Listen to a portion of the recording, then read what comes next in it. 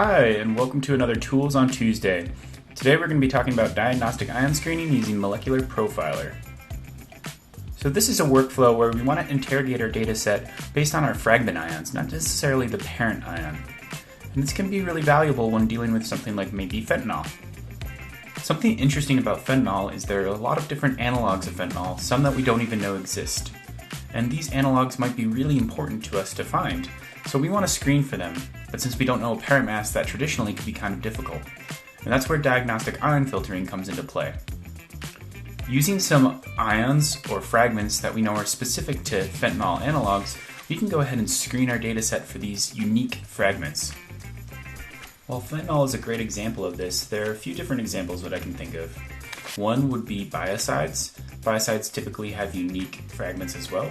PFAS compounds, polymers, and even cannabinoids all contain unique diagnostic ions that we can use to screen for. But first we need to select the right tool. In this scenario, we're going to use a tool called Molecule Profiler.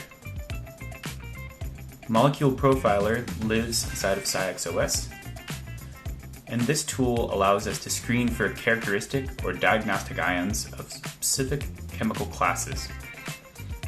Here we've got a chromatogram with a lot of peaks in it, but I'm really not interested in all of these peaks. I'm really interested in peaks that contain a specific fragment. So I'm interested in the features that contain this fragment. Using Molecule Profiler, I can essentially make an 𝗧cie of only the peaks that contain this unique fragment, simplifying my data processing. Thanks again for joining me for another Tools on Tuesday. See you next time.